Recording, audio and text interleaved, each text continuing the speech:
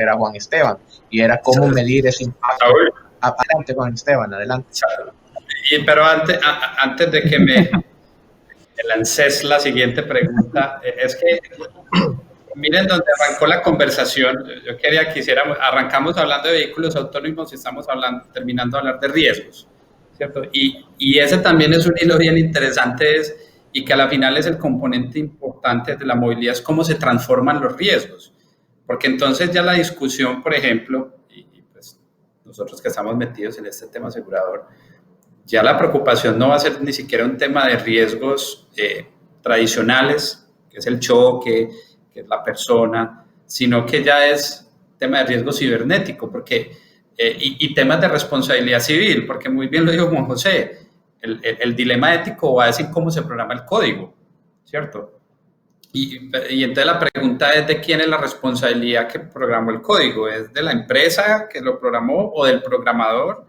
Empiezan a haber unos nuevos dilemas desde la responsabilidad, que conocemos tradicionalmente la responsabilidad civil, pero adicional a eso y lo que también decía Juan José y Raúl, al empezar la movilidad a estar interconectada con todo este tema de las redes 5G y todo lo que conocemos de los IoT y todo pues, el tema de sensores, empieza a haber un nuevo riesgo, y es el riesgo cibernético, y que es un riesgo que lo vemos muy lejano o lo vemos muy no, eso le pasa a los bancos, eso le pasa a las grandes compañías que los hackers atacan, y no estamos tan lejos.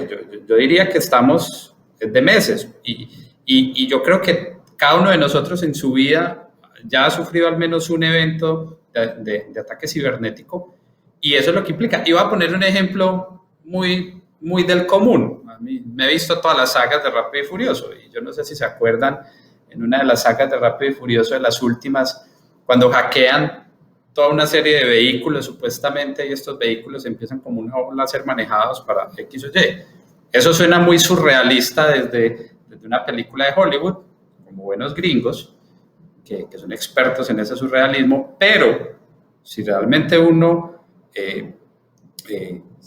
ve la realidad, me atrevo a decir, y en la medida que evolucionen esos santos griales, como dice Raúl, no vamos a estar tan lejos de eso. Suena ciencia ficción, no es ciencia ficción. Y entonces empiezan a ver, y por eso hay la regulación, por eso hay las aseguradoras, por eso hay los fabricantes de vehículos, o sea, todos los actores alrededor tienen un rol muy importante en esa transformación de riesgos. Yo lo digo de una forma muy práctica también.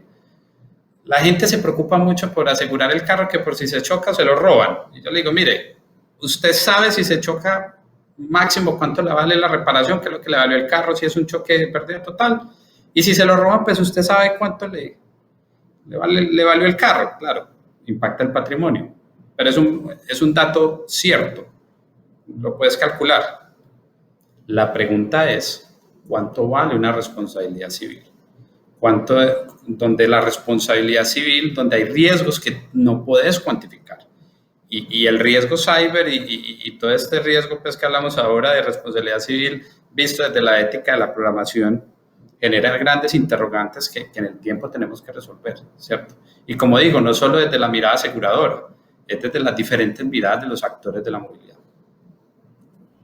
Muchísimas gracias, Juan Esteban. Es un punto importante. Precisamente todo el tema de tecnología conlleva un replanteamiento precisamente de esta seguridad que en algunos casos damos por sentada, y la definición de muchos escenarios en los cuales a través de la misma tecnología también podemos tener intervenciones que podrían generarnos más problemas que beneficios si no son debidamente atendidos. Y la siguiente pregunta, que venía relacionada también con el tema, era precisamente en este marco de nuevas tecnologías, y todavía es un tema que seguramente discuten, especialmente en el caso tuyo, Juan Esteban, era de cómo medir este impacto de los accidentes y de los fallecidos que deja la accidentabilidad, y cómo la tecnología juega un rol en este tema. No sé si nos puedes comentar algo sobre este tema también, por favor.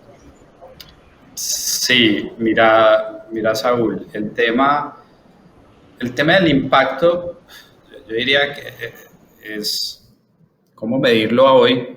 No me atrevería a dar una cifra, sería un poco osado. Pero yo parto del elemento es la tecnología habilita la gestión del riesgo. O sea, yo creo que que la tecnología se convierte en un elemento para gestionar el riesgo y al gestionar el riesgo poder minimizar el impacto económico. Y voy a hacer una conexión muy rápida, nuevamente retomando el video de apertura de esta charla. Un dato muy relevante es que en El Salvador tenemos ese promedio de 3 fallecidos día. Son 3 personas, son 3 vidas. Pero, ¿qué implican esos 3 fallecidos o esos 22 lesionados? Eso implica costos, obviamente, vamos a hablarlo desde lo más cercano. Costos para esa familia, ¿cierto? Todo lo que implica la falta de la generación de ingreso de esa persona, que posiblemente yo digo, esa persona que falleció era un profesional recién egresado con 2 años de carrera, con un ingreso promedio de $800, $1,200 y que le faltan 30 años para pensionarse. Entonces, realmente es un tema que cuando uno dimensiona del impacto de esa familia, es un impacto económico muy alto, pero también que implica desde el punto de vista social y desde el punto de vista público, los costos y los gastos que incurren, por ejemplo, en los sistemas de salud, que incurren en los sistemas judiciales, ¿cierto? Por esos eventos de tránsito. Porque yo siempre hablamos desde la cifra del impacto en las personas, que es lo primero, pero eso detrás empieza a irrigar un montón de costos y que, por ejemplo, nosotros lo vemos obviamente de lo que llamamos la siniestralidad, los reclamos, pero ese es un porcentaje súper pequeño de toda la, digámoslo, de la muestra de movilidad de un país. Porque digámoslo que nosotros acá tenemos más o menos 50,000 placas aseguradas. El Salvador tiene 1.2 millones de placas circulando. Creo que ya vamos a llegar a 1.3. Ahí me corregí, Saúl. Entonces, si hablas 50,000 de 1.2, 1.3, estamos hablando que un 4%, es un 4 o 5%. Y sin embargo, vemos unos impactos importantes desde la movilidad, desde las personas, solo para que tengan un dato, de noviembre del año pasado a noviembre de este año, en lo que llamamos nosotros coberturas de responsabilidad civil, personas pagamos casi $800,000 en eventos de responsabilidad civil. Y entonces uno empieza a decir, ese impacto económico es bien relevante desde toda arista. Y si uno se va a países, por ejemplo, que tienen seguro obligatorio, como Colombia, que yo vengo de Colombia, uno cifras de lo que es el seguro obligatorio en Colombia, y uno dice, imagínense que no existiera el seguro obligatorio, o sea, la presión, la carga para el gobierno a nivel de los sistemas de salud sería impresionante. Entonces el tema cuando uno ve, y cuando la tecnología entra, la tecnología, digámoslo que en los riesgos uno habla, y desde el tema económico, un tema de transferencia de riesgo, que entonces ahí es cuando la gente compra una póliza, siendo prácticos, la gestión del riesgo. El riesgo tiene 2 vertientes, la financiación, entonces es cómo transfiero el riesgo a otro para que si algo me pasa sea el otro quien asuma una porción de ese riesgo o el 100% de ese riesgo, pero la gestión va muy de la mano, es cómo minimizo el riesgo, y la tecnología juega un papel muy relevante desde la gestión del riesgo, que es lo que hablamos ahora. Entonces, en la medida que la tecnología empiece a transformar y acelerar muchos temas desde los vehículos, desde la infraestructura, desde los sensores, pues estamos gestionando el riesgo. Pero no es lo único. Yo creo que siempre tenemos que hablar de la gestión del riesgo es los actores viales, entonces las personas, la infraestructura, obviamente los vehículos, que ahí está inmersa la tecnología, y la regulación. Yo creo que esos 4 elementos son fundamentales para uno realmente generar un impacto en este tema de los costos, en este tema de los precios. Y voy a hacer un ejemplo muy pragmático del sector asegurador. O sea, un riesgo que no se gestiona, es decir, un riesgo que en el tiempo se deteriora, es decir, que cada vez es más propenso o más volátil a que suceda, o sea, su probabilidad cada vez es más cercana. Desde la teoría del pricing de los seguros, tu tarifa crece, tu costo crece. Entonces, hagamos lo mismo desde la movilidad. Si una sociedad no gestiona su movilidad y se vuelve una movilidad insostenible, pues son más costos para el Estado, son más costos para las personas. Entonces, en esa misma lógica empieza a funcionar. Entonces, todos los elementos de gestión son súper relevantes y, por ejemplo, leía un estudio en un tema de salud donde decían que era mucho más rentable invertir a nivel social en parques, en temas donde la gente haga actividad física, tenga una vida saludable, que los mismos sistemas de salud. Hay un análisis, no recuerdo en ese momento el nombre, que hoy es bien interesante porque normalmente se invierte más en los sistemas de salud que en estos sistemas de recreación y de bienestar y todo, pero la lógica, y está demostrado que los elementos de bienestar generan mayor beneficio. Entonces, ahí es donde hay que empezar a entender dónde tiene que ir la inversión. Claro, son transiciones que se tienen que ir haciendo, ese es el reto.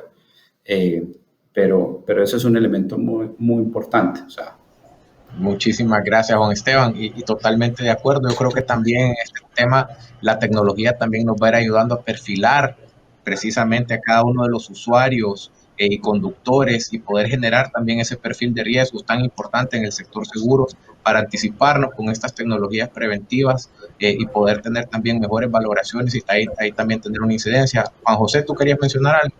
Sí, no, complementar porque lo que dijo Juan Esteban me pareció espectacular y creo que da en el clavo con que evidentemente el costo más importante es el de la vida que se pierde, por ejemplo, ahorita que estamos hablando de accidentes, pero hay que contextualizar todo lo que implica. Y les doy solo para complementar eso que muy bien decía Juan Esteban, un dato que tenemos de la misma ciudad de Barranquilla, donde agarramos la data de Waze e hicimos la correlación entre congestión y accidentes viales reportados en un periodo de tiempo. Y luego hicimos con eso un prorrateo a lo largo del año y para darles el ejemplo de cómo los números terminan siendo muy impactantes y por eso es que la política pública tiene que entender que la inversión en tecnología y en entender al final tiene un retorno importante cuando lo analizamos y por eso es que es clave hacer las inversiones correctas para prevenir, para gestionar, como decía Juan Esteban, el riesgo, pero también para que efectivamente el impacto en nosotros como sociedad sea mucho menor. Uno de los nodos de la ciudad de Barranquilla para que les voy a dar aquí en el número del análisis, en un año, dada la congestión que generaba para los distintos usuarios de la red pública que estaban vinculados a ese nodo al momento de un accidente o de una ocurrencia, tuvo un impacto de $148,190 en total, producto de toda la congestión. Si llevamos a todas las horas hombres que estaban involucradas, de todos los usuarios que reportaron, y si ponemos que cada hora hombre está en el sueldo mínimo de Colombia, que entiendo que es como unos 4.000 pesos, o en ese momento eran unos 4.086 pesos por hora, el salario mínimo por hora. Así que, y obviamente eso está subvaluado, por llamarlo de alguna manera, porque efectivamente no necesariamente todo el mundo que está que sufrió ese efecto, pues gana salario mínimo, sino que tiene, entonces el índice del impacto que tiene en la productividad, el índice del impacto que tiene en la gestión de nuestros entornos urbanos, en prestar los servicios, en también la carga que eso representa para el sector público, es tan abismal que por eso se hace necesario empezar a entender con muchísima más precisión cuál es ese impacto, minimizar ese impacto y tratar de llevar en el tiempo una política en la que la inversión ayuda con esa percepción de retorno no solo económico, sino también social en la recuperación de vidas, a generar un efecto positivo en la sociedad, que en todo, cuando lo vemos abajo en la cadena completa, al final se trata de calidad de vida. Es decir, lo que la gente está procurando al gestionar sus riesgos, lo que la gente está procurando al usar o disfrutar de los servicios que a veces los ponen precisamente en riesgo, es que quieren tener una mejor calidad de vida, y eso tenemos que ponerlo como todo en la ecuación para entender mejor y poder poner este tema como en la prioridad de la agenda de las políticas públicas. Excelente, Juan José, muchísimas gracias. Definitivamente que este tema pasa precisamente por el tema de Big Data y la colección de datos que cada vez se vuelve más importante, y en ese sentido, pues tú acabas de dar unos ejemplos, Juan José, y te quería preguntar si tienes otros ejemplos de cómo esta inteligencia artificial y esta Big Data está siendo utilizada precisamente en el tema de seguridad vial. No sé si querías agregar algunos otros ejemplos en adición al que ya nos mencionaste.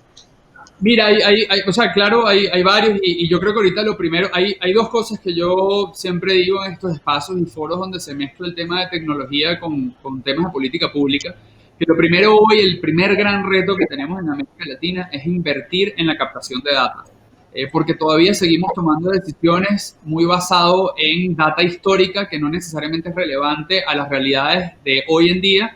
Y en segundo lugar, que nos pintan una fotografía que nos lleva a tomar decisiones que están sesgadas por una realidad pasada, con lo cual tomamos decisiones, hacemos inversiones que después no tienen el impacto o el retorno social que queremos que tenga, y eso viene derivado de la falta de tener elementos de recolección de data importantes. Y después es que podemos, creo yo, que pensar en el tema de inteligencia artificial, porque al final la inteligencia artificial sin un buen insumo de data es como, no, o sea, realmente el efecto que va a tener es como tratar de tener un Ferrari y ponerme a mí a conducirlo. Ahí sí voy a necesitar un seguro que me ponga Juan Esteban y con una prima súper alta, porque el riesgo que va a estar va a ser gigante. Entonces, al final es como tener ese Ferrari y no tener un buen conductor para manejarlo. En este caso, realmente la data pasa a ser esencial. Y un ejemplo que les pongo, lo contaba fuera del aire, es algo que estamos haciendo, por ejemplo, en Perú en alianza con un proveedor que está generando una aplicación móvil que está siendo bastante usada por los ciudadanos en el Perú para recoger y hacer contraloría ciudadana, levantar accidentes viales por parte de los ciudadanos. Y bueno, con esa data, ¿cómo podemos entonces interpretar, limpiarla, recogerla? Ahí sí, incorporando elementos de inteligencia artificial para entender causalidad y correlación, y ahí generar unas decisiones más inteligentes a partir de ese fenómeno. Pero hoy lo que es más importante, y recojo de la pregunta, o trato de abordar con la pregunta, es que hoy creo que el mayor impacto que vamos a poder tener en la seguridad vial y en la gestión urbana o la gestión de la política pública hacia lo urbano va a estar en que podamos implementar tecnologías para captar más datos de distintas fuentes y que además sean interoperables esos datos de una manera más rápida. Teniéndolos, créanme que ha sido parte del ejemplo, por ejemplo, esto que descubrimos en Barranquilla, que como esos tenemos hallazgos urbanos en toda América Latina, que pudiera pasar aquí tiempo contarles, pero no es la idea, es que con esa data realmente uno empieza a descubrir y a tomar verdaderamente las decisiones correctas para mejorarle la vida a las personas. Excelente, Juan José, muchísimas gracias. Raúl, tú querías agregar, ¿no? Sí, yo coincido con ambos panelistas en el sentido de que tenemos que lograr contar con esa disponibilidad de datos.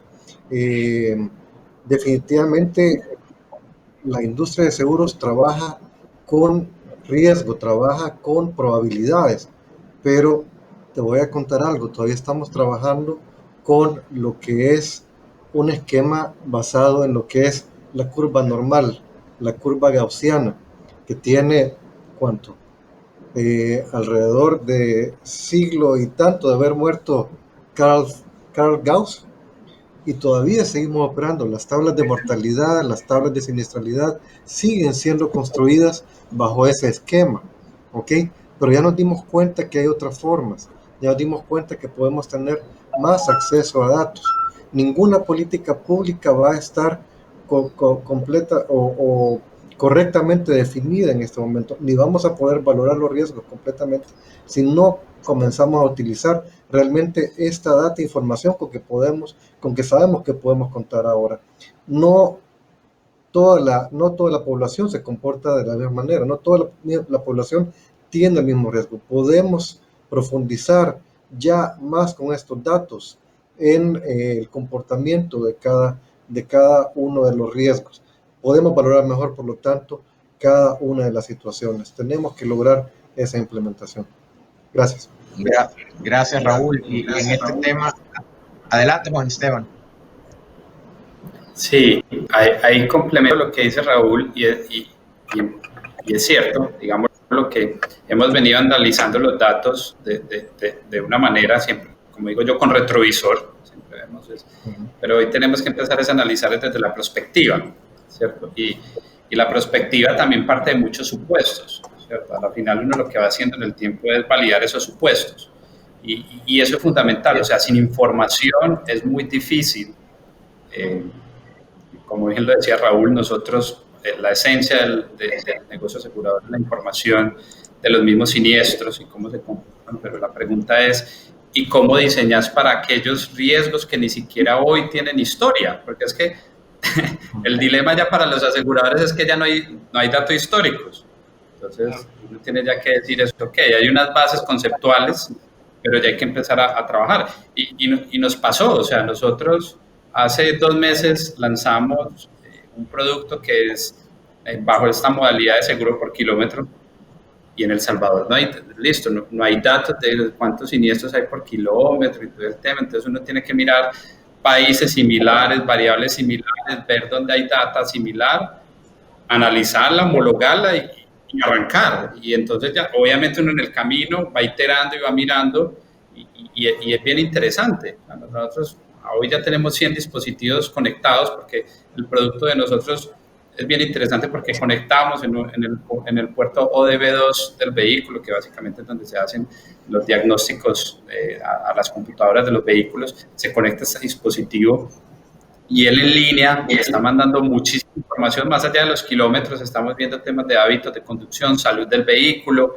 etcétera, porque realmente no es solo el hecho de cuántos kilómetros recorre, sino realmente cómo es la movilidad en sí, para uno tener información y datos para realmente empezar a transformar un portafolio.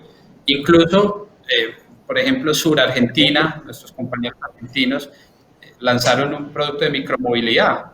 Nosotros también ya esperamos lanzarlo el próximo año, porque ya también el tema ya no es la movilidad tradicional de los vehículos o las motos o los carros grandes, sino que hay otro componente que es la micromovilidad en las ciudades. Creo que ese es otro gran componente que está transformando las ciudades, que la tecnología está transformando y que también genera otros riesgos. Pero sí, el tema de la información, hoy hay que ser más prospectivo que retrospectivo. Perfecto. Gracias, Juan Esteban. Una excelente acotación. Raúl, en este tema, evidentemente, el transporte colectivo, como tú señalaste, es un agente clave en el tema de seguridad vial. Ahí la tecnología también puede jugar un rol que es importante. No sé si nos puedes comentar un poco al respecto. Sí, por supuesto, aunque no parezca desde la perspectiva del público, definitivamente el transporte público como tal, de hecho, disminuye la frecuencia de accidentes. Un transporte público robusto fomenta la seguridad vial, pero por supuesto, un transporte público robusto contempla que operen ciertos controles. Y en esta parte la tecnología puede colaborar definitivamente. Por ejemplo, la implementación de los controles de velocidad en las unidades, el control de flota que permita la operación con la frecuencia apropiada de la unidad, los sistemas de abordaje, coadyuvan a que se incremente la robustez del sistema y por lo tanto opere de una manera más eficiente y lo que conlleva a la vez a esa disminución de accidentes, ¿verdad? En la medida en que este sistema opera de mejor manera, por supuesto que va a atraer a un público que no necesariamente hacía uso del transporte colectivo previamente, es decir, al usuario normal del transporte privado de su automóvil, al ver que este transporte puede operar de buena manera, con eficiencia, llevarlo a su lugar de destino, de acuerdo a lo planificado, disminuye su frecuencia de uso de su transporte privado, vuelve a generar una disminución en este tipo de accidentabilidad, ¿verdad? Definitivamente, los estudios demuestran que disminuye significativamente el uso del transporte colectivo, la accidentabilidad, así que debemos buscar que en efecto se implemente ese tipo de sistema para que disminuya la cantidad de accidentes en la red vial. Gracias, gracias Raúl. Y es interesante también el tema porque por un lado podemos hablar en este panel, porque la gente tiene la experiencia y conoce mucho de implementaciones y aplicaciones de última tecnología, pero al mismo tiempo tenemos que aterrizar un poco y pensar que, por ejemplo, en El Salvador la mayoría de buses no tienen ni siquiera un GPS instalado y no tenemos una plataforma para controlarnos, algo que parece realmente básico y sencillo. Y tenemos que empezar a contrastar estas realidades entre lo posible y lo real y lo que tenemos. Y en ese sentido, la siguiente pregunta que venía, que era para Juan José, la matizaba yo, él que ha tenido estas experiencias, ¿cómo considera que podemos tener esa tecnología y esa aplicabilidad de nuevos mecanismos en nuestras realidades, en nuestros países donde la falta de recursos siempre resulta un reto?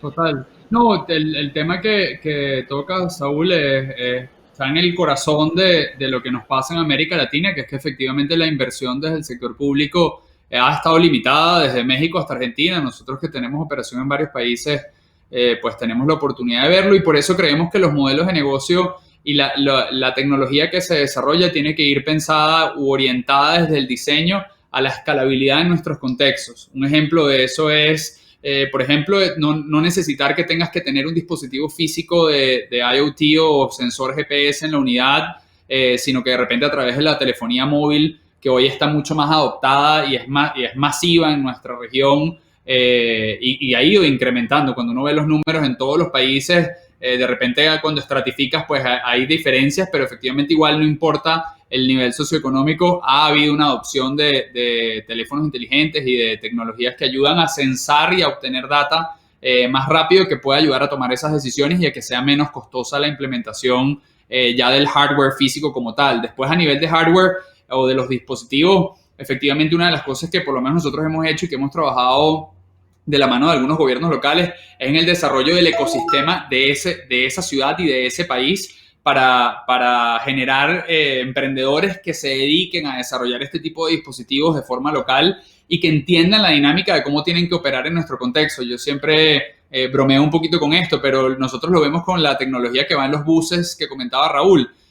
Si uno la compra en el mercado internacional con todos los jugueticos, como decimos los venezolanos, para implementarlo, estás hablando de miles de dólares en inversión. Bueno, una de las cosas que nosotros ahí hicimos desde Vico es cómo podemos bajar el costo y censar y crear un dispositivo que uno funcione en unidades antiguas, es decir, la mayoría de la flota de América Latina, el promedio de edad de la flota es de los 90 en todos los países de América Latina, no estamos hablando de flotas nuevas. Entonces, si tú tienes un hardware que requiere que además hagas inversión en renovar la flota, se hace inviable económicamente para nuestros países, y ahí es donde la creatividad y el ingenio de cómo hacemos la arquitectura de los dispositivos pues entra en juego. Y en tercer lugar, y por último, como para cerrar ese punto, tiene que ver también con adoptar tecnologías en software que sean escalables, a nivel de costo, es decir, su precio sea mucho más bajo, pero también que vayan dentro del OPEX de los gobiernos, es decir, cómo yo me puedo llevar eso a un relacionamiento mensualizado, donde voy haciendo inversiones y voy creciendo,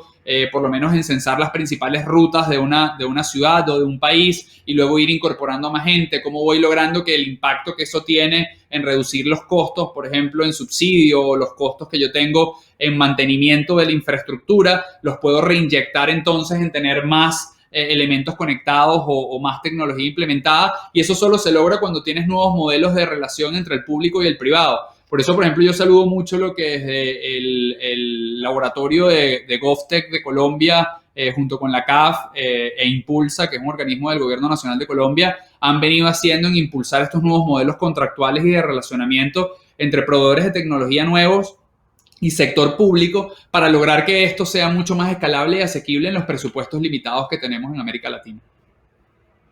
Excelente, Juan José. Yo creo que ese tema de la gradualidad también es algo donde nos podemos enfocar precisamente para poder hacer que esta introducción y esta adopción de nuevas tecnologías nos ayude mucho. Voy a dar la palabra a Juan Esteban, pero antes le adelanto la siguiente pregunta que está relacionada con esto, y va con él de todas maneras, que es precisamente sobre los nuevos modelos de negocio que estas adopciones de tecnología nos pueden abrir en la región específicamente, para poder viabilizar, digamos, esta aplicación de nuevas tecnologías aplicables a la seguridad vial. Y adelante, Juan Esteban, con el comentario sobre lo que estaba mencionando Juan José. Gracias. No, mira, te digo, yo creo que no modelos de negocio infinitos. Porque hoy hablar de un único modelo de negocio, eso ya es del pasado. Yo creo que es infinito. Y los hemos visto, no nos vamos tan lejos. El Salvador acá tiene uno de los jugadores más relevantes, o que se está volviendo más relevante en la región, como un Hugo, una plataforma que obviamente desde el concepto del delivery empieza obviamente a transformar la movilidad, porque también, ojo, también hablemos de la inmovilidad, es decir, cuando uno habla de movilidad también tiene que hablar de inmovilidad, y a la final es cómo se mueven las cosas. Yo creo que la movilidad va más allá de eso, y cuando uno parte del concepto de movilidad y no del vehículo o del artículo, que normalmente cuando uno piensa en temas de movilidad se va a los artículos, entonces, ¿qué son las calles? ¿Qué son los carros? Pero realmente cuando uno habla de movilidad es cómo se mueven las cosas, las personas, los datos. Entonces, cuando te paras en ese escenario, los modelos de negocio son infinitos. Hugo es un ejemplo.